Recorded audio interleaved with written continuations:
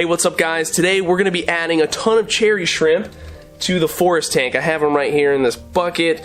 There's, I don't know, there's a lot of them. There's probably at least 100. I'll go with like 103. That'll make for a good thumbnail. But I got them at a fish meeting that I was at recently. I paid only $10 for all of these. So really crazy good deal. And I'm excited to finally get them into this tank, which a lot of you guys know and love. Now here's the thing. There are some fish in this aquarium. There's the tetras, the little babies that we put in a while back. Now they don't get along with shrimp, but they are small enough to where I don't know 100% if it will be an issue. We'll have to keep our eye out.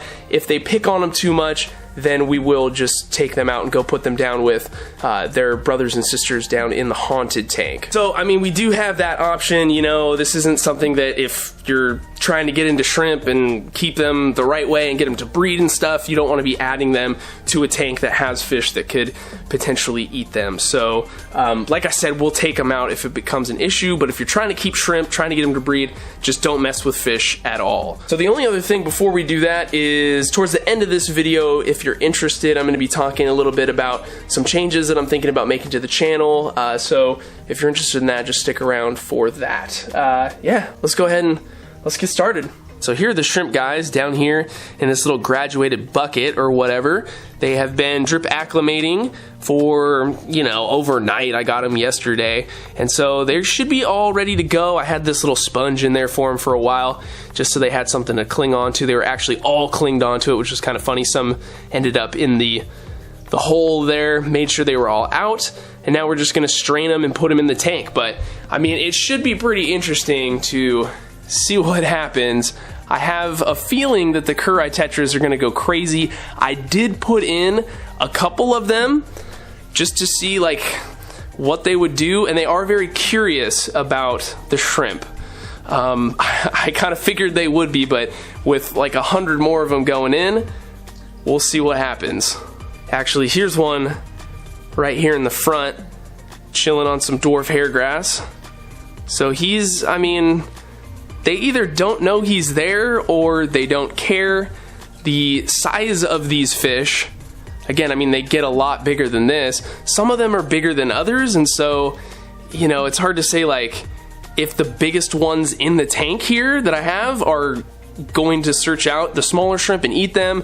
Some of these little tiny babies that are in here, it's hard to find really tiny ones. I don't think there's really any really tiny ones left, actually. It's hard to know if they're gonna pose much of a threat even to like the smaller shrimp. I don't know, we're just gonna have to see. All right, that's enough talking. I'm gonna get the other camera in place here and we'll get them in.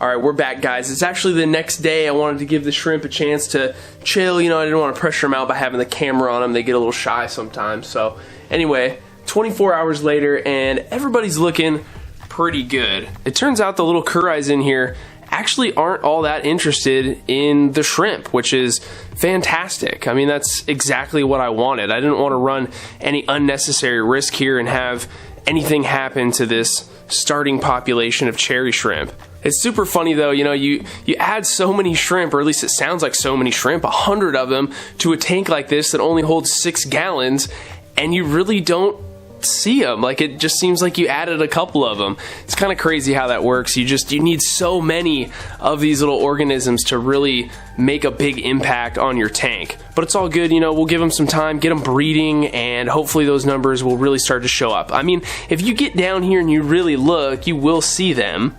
right? It's not like they're completely gone or hiding or anything like that, but it just always kind of ends up not being exactly what you think it's going to be once you add them in. So I know a lot of you guys are familiar with Brightwell Aquatics. They're the company that makes the brown active substrate that we have in this tank, but check it out. So they sent me a ton of stuff the other day, a whole pallet full, and some of that contained their new shrimp line. So here it is down here. There's 1, 2, 3, 4, 5, 6, 7, 8 different products, all to kind of do different things, and I'm not going to go through all of them, but I just want to let you guys know that this exists, and you can find it on flipaquatics.com. That's a really good retailer. Obviously, Flip Aquatics is somebody that I work with a lot. Rob's a good buddy of mine. So again, this stuff is brand new. I just got my hands on it a few days ago, so I can't really speak that much on it, but we are going to start to use a lot of this stuff here in the fish room upstairs and downstairs, of course. So there's a couple different fertilizers in here. There's one without nitrogen and one that's just nitrogen.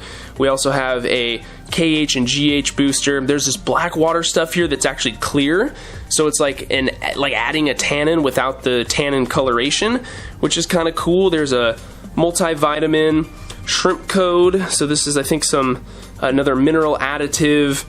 You have your dechlorinator, and then you have just a GH booster.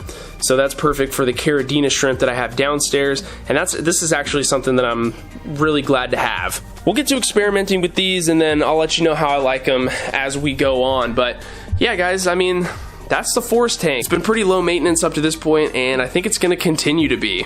Alright guys, so if you made it to this point, this is where we're going to talk about kind of some of the ideas that I have for the channel in the near future, okay?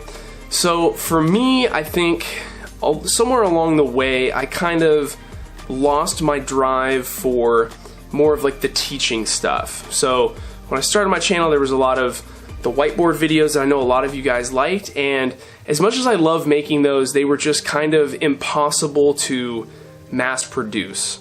But I really liked the way that they got the information across. I think a lot of people did as well. But the way that YouTube works these days, I myself can't sit down and spend 20, 30 hours making a high-speed whiteboard video and have that be uploaded to be like a 3-minute long thing. It's just like, it's not an effective way for me to do my job. Instead of doing that, what I've decided to do is start with the blog post. The blog post is, kind of like an old school thing now, but I think it can hold a lot of value. So what I'm going to do is I'm going to start to focus again on specific things that are vital to plants at aquariums, okay? Water chemistry stuff, for example, like what's going on with an active substrate, what's the chemistry behind it, and more importantly, what are the applications where an active substrate is good and can help somebody. That's just one example, but we can talk about all kinds of stuff. I mean, there's a million topics that I think are really important.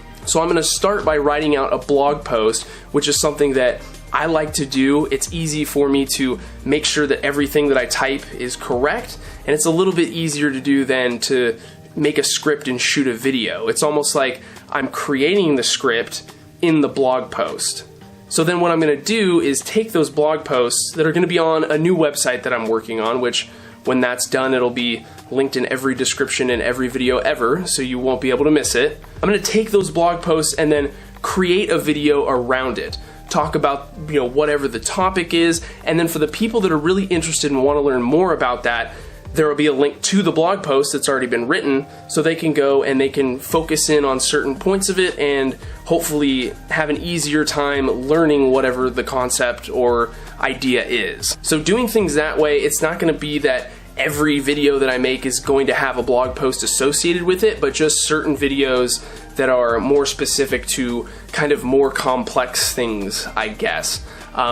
Once they start to come out, it'll probably make a lot more sense. So not really too much is changing. There's just going to be, I think, more content, kind of. I don't know the frequency of these videos with associated blog posts is really going to be, but we'll see just kind of how the workflow develops. I'm already starting on a few blog posts right now, so that way when I do the first video, I'll kind of have a head start on things. So I don't know, let me know what you guys think about that down in the comments. Do you think it's a good idea? I know it's hard to really give your opinion when there's nothing to compare it to or look at yet, but I'm excited to work on it. It's kind of like a new thing. It's kind of recharging me a little bit. So I hope you end up liking that stuff. We have a lot of projects that are almost done. There's a couple tanks The avatar, planting the avatar tank is pretty much done. I'm editing it right now, and then the 125 is kind of like halfway done at this point. So my goal is to get that one